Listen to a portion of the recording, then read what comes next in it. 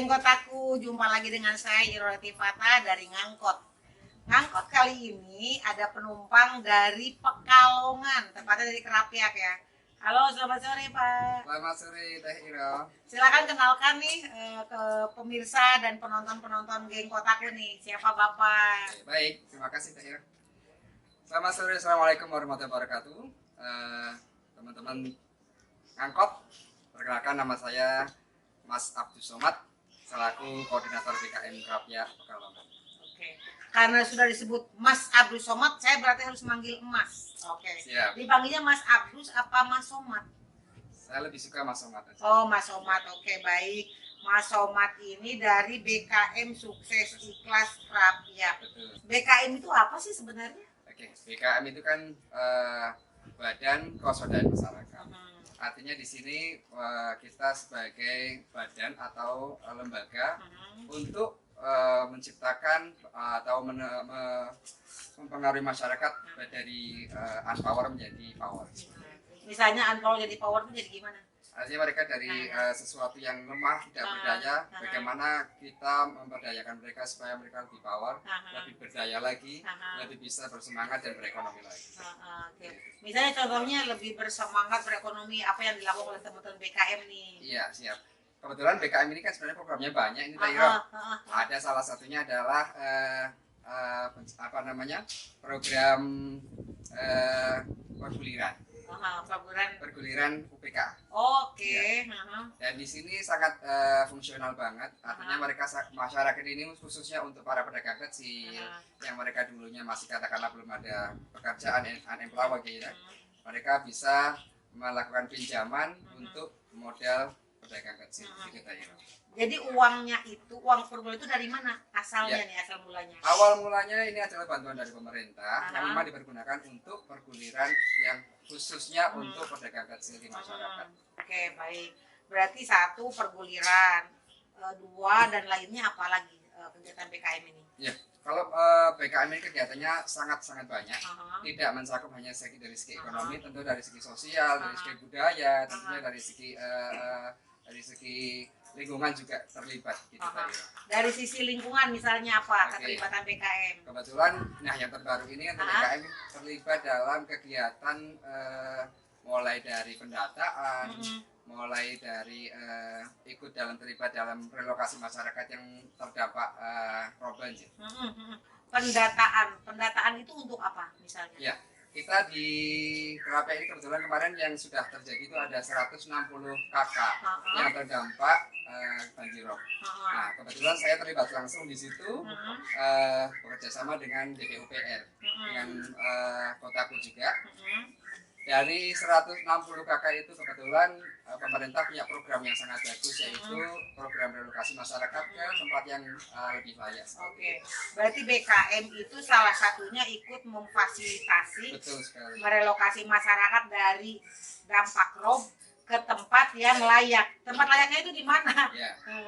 Kebetulan untuk Kerapiak sendiri ini sebenarnya kan wilayahnya masih dekat dengan Kerapiak, ini kan berdua dengan Kerapiak ini. Cuma kan kita memilih lokasi yang sekiranya lebih aman, tidak terdampak rob seperti sebelumnya. Jadi tempat ini kalau geng kotaku ini saya dan Mas Abdus ini sedang berada di Perumahan Syukur ya. Betul. Perumahan Syukur ini dulunya tanah kosong gitu ya. Betul. Terus dipilih oleh warga masyarakat sejumlah 16 KK yang direlokasi dari Kerapiak kemarin tuh. Betul. Yang yang terdampak rob gitu ya. Oke. Ada proses-proses bagaimana masyarakat bisa mau berela ke sini gitu loh. Iya. Kebetulan kita punya program itu kemarin dari pemerintah itu kan relokasi. Oke. Kita sudah memilih kandidat sejumlah 21 tadi. Dan dari 21 itu 5 dari 21 itu memilih untuk pindah secara mandiri. Artinya mereka membeli rumah sendiri di tempat yang lain. Dan alhamdulillah yang 16 KK ini mereka sepakat untuk pindah secara berkelompok atau satu tempat. Oke. Ini sebenarnya harus diinformasikan nih ke geng kotaku. Kok tiba-tiba ada PT SMF, ada Dinas PUPR, ada kotaku tadi. Itu kita harus diinformasikan lagi nih. Kok ada PT SMF, ada Kementerian PUPR, ada kotaku, ada Dinas PUPR, ada Pemda terlibat di sana. Itu sebenarnya sebelumnya prosesnya seperti apa dan masalahnya apa sih sesungguhnya? Saya pikir untuk dampak Rob ini sebenarnya kan kejadian atau peristiwa yang nasional ya. Nah, ini sudah menjadi tanggung jawab pemerintah untuk bagaimana menanggulangi dampak dari Rob ini.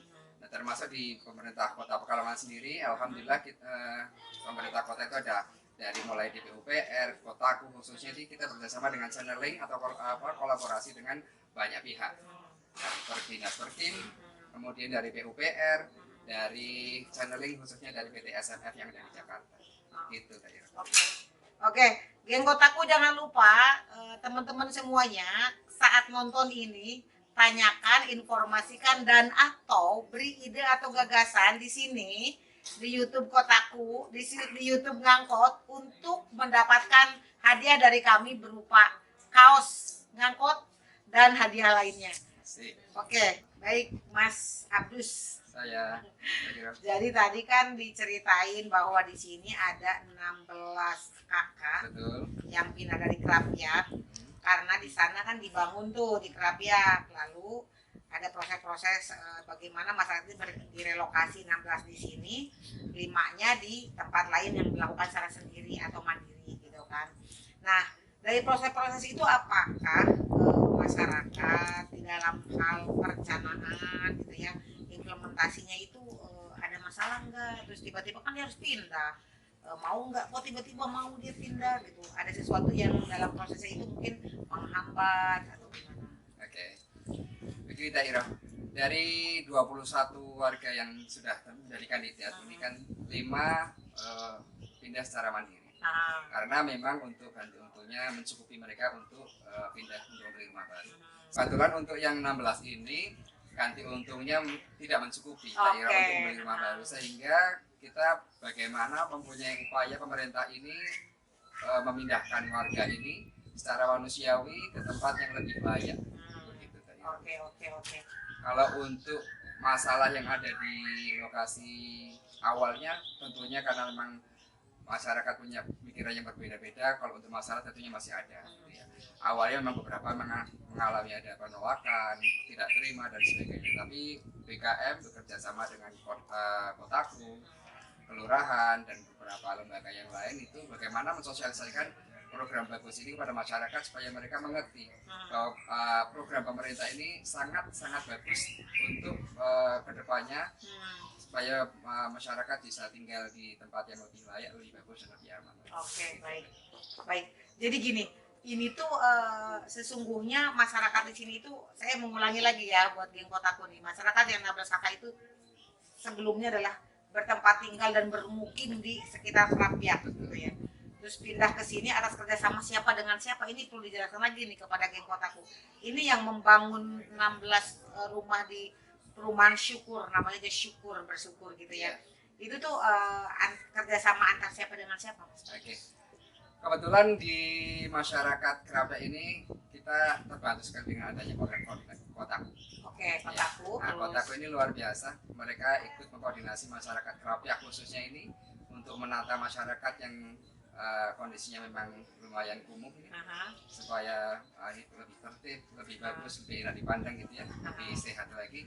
Kebetulan kita bekerja sama dengan beberapa channeling seperti PT SMF, PUPR, Dinas Perkim dan lain-lain yang ikut berkolaborasi bekerjasama bagaimana untuk mengentaskan problem dari dampak rob banjir ini. Oke. Jadi rumah ini dibeli atau dibangun oleh masyarakat dengan atas kerjasama gitu ya. Jadi seperti apa sih sebenarnya skemanya untuk pembagiannya gimana sih, kan itu banyak pihak yang ada di situ ya, tadi ada Dinas PUPR, ada Kementerian PUPR dalam hal itu Kotaku ya, ada PT SMF. Itu gimana sih pembagiannya, apa semuanya atau semua iuran atau gimana, bisa diceritakan nggak? Sebenarnya gini, kalau untuk pemindahan sendiri sebenarnya kita sama dengan beberapa lembaga tadi saya sebut. Khususnya untuk PUPR ini kebetulan mereka punya wewenang untuk mendata warga yang terdampak. Dari 160 kakak ini mereka punya wewenang untuk mendata dari semua kandidat yang harus dipindah. Tapi terpilih 21 kakak ini, alhamdulillah 16 yang sudah terrealisasi untuk pindah ke tempat yang lebih baik. Kemudian untuk Kotaku sendiri mereka punya peran yang luar biasa untuk berkoordinasi dari semua lembaga itu, bagaimana mereka untuk bisa kolaborasi, bisa kerjasama menjadi satu kegiatan yang sangat ampuh untuk mengentaskan kegiatan relokasi ini. Terus kalau PTSMF sendiri di mana perannya? Ya.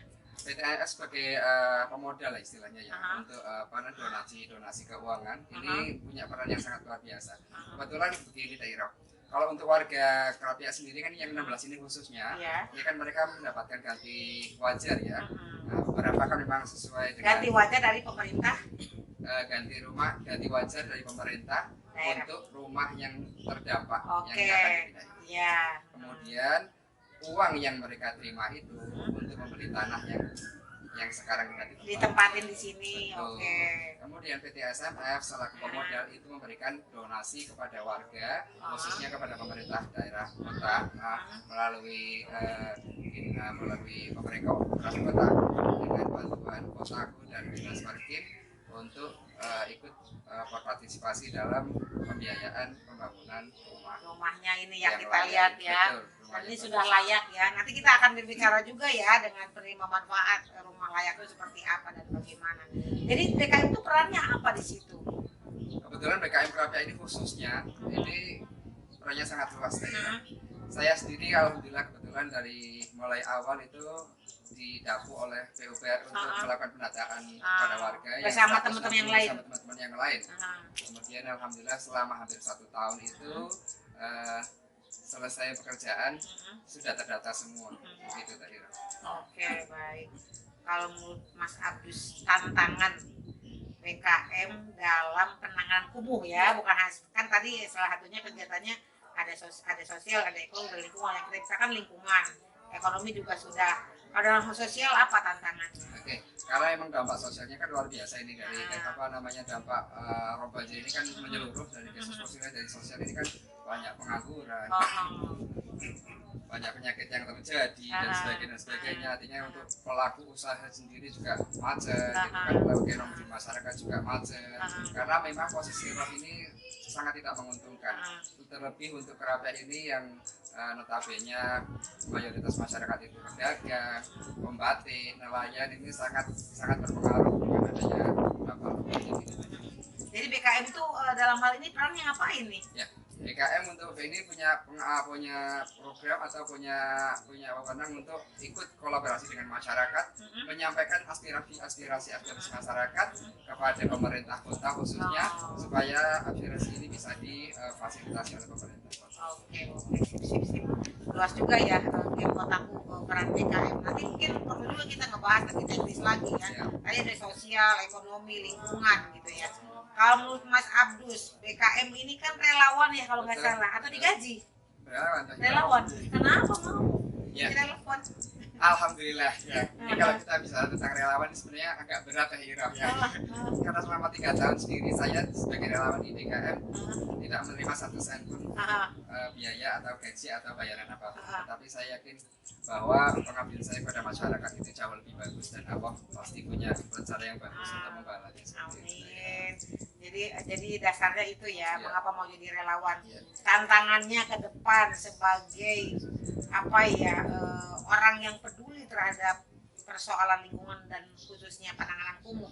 Apa sih tantangannya nih buat BKM? Ya, karena memang posisi kondisi masyarakat di Kerapiak ini kan plural ya, jamaahnya punya karakter yang berbeda. Untuk Kerapiak yang bagian tengah, bagian utara, bagian tengahnya sangat berbeda. Tetapi ini alhamdulillah tantangannya adalah mereka dari mulai ada penolakan dan sebagainya, ketidakpahaman, tetapi dengan berjalannya waktu kita sosialisasi, mulai mengajak masyarakat untuk ikut berperan berdiskusi dan memutuskan sesuatu yang baik untuk masyarakat. Alhamdulillah keberadaan kami diterima dan dengan baik. Oke, baik teman-teman, geng Kotaku ini kayaknya BKM ini mau pergi ke KSM dulu, harus turun dulu di angkot kita ya. Jadi kita undang penumpang lain mungkin dari penerima manfaat supaya kita bisa ngobrol juga apa yang dirasakan oleh masyarakat, bagaimana mereka memiliki rumah baru yang layak huni dan nyaman tentunya untuk ditinggali. Kita undang dulu, kita mau Mas Somad mau ngajak siapa? Mau Siap. numpangin siapa ini Kak? Kebetulan saya punya teman-teman yang Ya. salah satu warga yang terdampak Ah. yang sudah pindah dari kondisi Iya, sini. betul. Itu ada teman saya sudah saya propskan. Iya, Itu iya. ada Ibu Khotifah. Iya, oke, Mas Somad bisa turun dulu dari angkot Siap. kotaku, nanti Bu Khotifah yang naik. Terima kasih Gang Kotaku, sampai ketemu ya dengan Bu Terima kasih. Khotifah ya. Hati-hati di jalan, Pak. Terima kasih. Tapi Tania. nanti setelah itu naik lagi ya, habis Siap, ini ya. Siap. Ya, terima kasih. Terima kasih.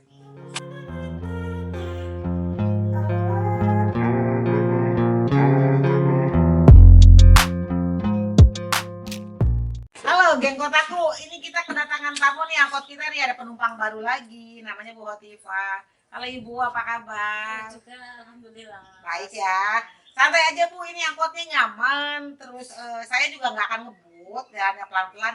Ibu juga harus bersabar ya kalau saya berhenti gitu ya, atau kita supaya Geng Kotaku semua mencerna apa yang kita komunikasikan, kita akan ngobrol tentang bagaimana Bu Khotifah ini memiliki rumah yang layak huni yang dulunya konon kabarnya di daerah Krapyak sana, Kumuh, kena rob itu air yang naik itu ya Bu ya? Ya Ibu bisa cerita nggak sih kenapa kok tiba-tiba bisa di tempat ini, di rumah baru?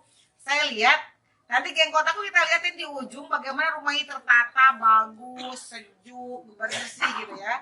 Terus Ibu tuh gimana kok tiba-tiba ada di sini Bu, bisa cerita nggak? Ya tadinya sih aku nggak mau kalau gimana rumah tinggalan orang tua kan ya. Betul. Ya namanya ya bisa dikatakan sering datang, sering gimana ngobrol-ngobrol sedikit demi sedikit, lama-lama aku punya pikiran seandainya aku nggak mau, aku gimana? Seandainya aku mau, terus aku ini mau punya rumah di mana? Galau gitu Ibu, galau. Ya namanya orang kan takut. Boleh takut. Iya, aku bisa punya rumah lagi enggak? Jadi itu ketakutan Ibu satu, Iya. apakah nanti bisa punya rumah lagi enggak? Iya. Terus setelah itu? Nah akhirnya namanya orang gimana lah ya, mudah-mudahan aku bisa punya rumah lagi. Aku memang minta aku pindah ke rumah, keluar dari rumah, aku pengen rumah yang layak. Oke, keluar dari rumah yang di Iya. sana, tapi harus dapat rumah yang layak Iya. gitu ya. Itu diskusi, proses ngobrol sama petugas yang ngomongin bahwa Ibu pindah karena apa, itu berapa lama Bu? Kira-kira 1 tahun. 1 tahun? Ngobrol tiap hari Ibu, 1 tahun? Ya enggak, maksudnya kalau Enggak bisa. Ya. Gimana Bu? kadang kan Gimana? datang. Ya, ngobrol-ngobrol terus akunya sering emosi terus lah. Emosi ke siapa Bu? Ya ke orang-orang itu yang datang ke rumahku itu. Petugas. Iya, petugas itu karena aku ini dah sebetulnya nggak mau pindah sih. Walaupun kena rob tiap hari. Udah nyaman lah di Krapyak. Nyaman dengan rob maksudnya Ibu? Ya enggak sih, maksudnya udah lingkungannya itu sama tetangga itu udah dekat. cocok. Cuma Oke. nggak nyamannya sama banjirnya aja sih. Sama banjirnya. Iya. Makanya kalau aku misalnya aku ini digusur ini aku mau pindah kemana, terus aku ini mungkin bisa enggak punya rumah lagi. Oke. Tapi sekarang bisa ya, rumahnya di ujung sana dan bagus gitu ya. Ya alhamdulillah. Gimana perasaan Ibu setelah dapat rumah ini? Ya alhamdulillah, bersyukur sama Allah. Aku senang ya Allah, alhamdulillah. Terima kasih kepada Allah terutama. Betul. Ya, kepada petugas yang bisa ngasih rumah layak dipakai juga. Alhamdulillah. Cuma namanya orang masih sini belum warga yang ibaratnya lama di sini tuh, kok masalah kerjaan ini masih terhambat, termasuk ke suami. Soal kerjaan masih Iya, terhambat. maksud setelah ada corona itu sih suami nggak kerja. Oh, gimana? oke. Iya. Nah, tapi Bu, ini kan rumahnya bersih ya di sekitar sini ya, rapi gitu kan. Terus itu suka ada bersama-sama gotong royong bersih-bersih atau gimana? Oh, tiap bulan. Tiap bulan. Setelah sekali diadakan. Terus kalau malam diadakan ronda. Oh, gitu Ronda ya. tiap malam gantian. Ya, ini bukan untuk mengingatkan Ibu di rumah yang lama. Menurut Ibu nih, kalau dibandingin di rumah lama yang Krapyak itu, yang Ibu dulunya nggak mau meninggalkan, dengan yang sekarang gimana Bu? Perbandingannya gimana Ibu? tapi tetap kangennya di sana itu tetap Ah, masih karena itu kangen. tempat kelahiran ya. Iya, tetap Hmm. masih kangen walaupun udah di sini 1 tahun tapi tetap masih Tetap kangen. sana. Pengen pengen bikin lagi rumah di sana atau dikasih air aja di sini gimana? Biar enggak. Nggak usah ngomong dikasih air, kalau hujan udah banjir sendiri. Hah? Ini Nah, banjir. ini udah mau rob itu. Oh iya. Nah, Ini iya. rob juga masih. Iya, Masuk ke Mas. rumah? Belum. Oh, jangan sampai. Kan hujan masih 1 kali 2 kali. Nah, Oke. nggak tahu nanti kalau musim hujan kan. Apakah rumah yang Ibu tempati sekarang itu adalah rumah yang diharapkan oleh Ibu sesuai dengan harapan atau gimana? Iya, Ah. mungkin seperti itu. Seperti itu karena apa, Bu? Ya namanya orang menghayal juga, ya Allah mudah-mudahan aku punya rumah baru yang layak supaya Udah bisa. sesuai belum rumahnya Ya, layak? alhamdulillah. Alhamdulillah tiap sholat aku bersyukur alhamdulillah. Sudah dapat rumah seperti ini, anak-anakku sudah bisa tidur nyaman. Kalau Nggak dulu- seperti di kapal.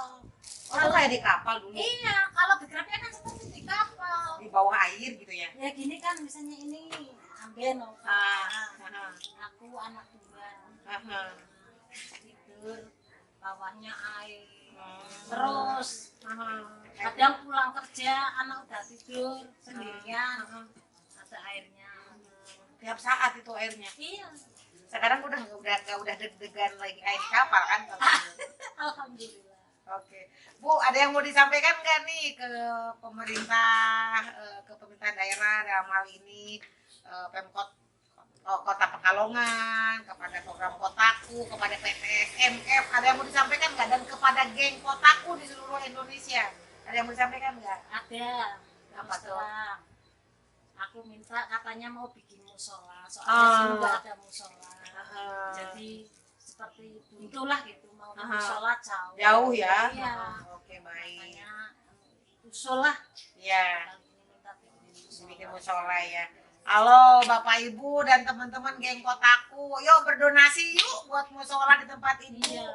Di dusun di perumahan apa ini Bu namanya? Perumahan Fungsuku.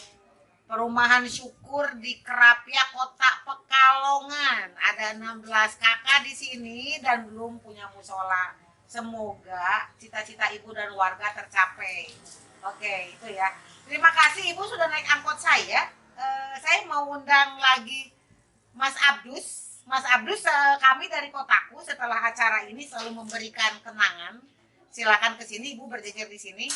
Dari kita ini tandanya Ibu sudah tandanya Ibu sudah ngangkut bersama saya. Baik, geng Kotaku, usai sudah kita di perhentian terakhir, kita mau lanjut ke tempat lain besok. Hari ini kita selesai dulu. Terima kasih buat penumpang angkot yang ganteng dan Ibu cantik. Terima kasih sekali. Saya juga senang Ini sekali. sebagai tanda bahwa dari BKM sudah ngangkut bersama kami. Silakan diperlihatkan, ini adalah ucapan terima kasih dari kami dan sebagai kenangan. Terima kasih buat Mas Abdus. Dan sebagai tanda bahwa Ibu sudah ngangkut bersama kami, lihatin kaosnya. Mas Abdus bisa lihat, simpan dulu. Nah, ini juga ada kaos ngangkut. Oke, bagi teman-teman, Bapak dan Ibu semuanya yang bersama kami akan ngangkut, setelah ini kita akan kasih kaos angkot. Oke, berakhir sudah acara kita. Ini sudah di perhentian terakhir. Semoga kita semua selalu sehat. Jangan lupa tonton YouTube Ngangkut Kotaku. Ada hadiah buat teman-teman semuanya. Pantengin dan terima kasih. Sampai jumpa dan salam sehat. Ciao.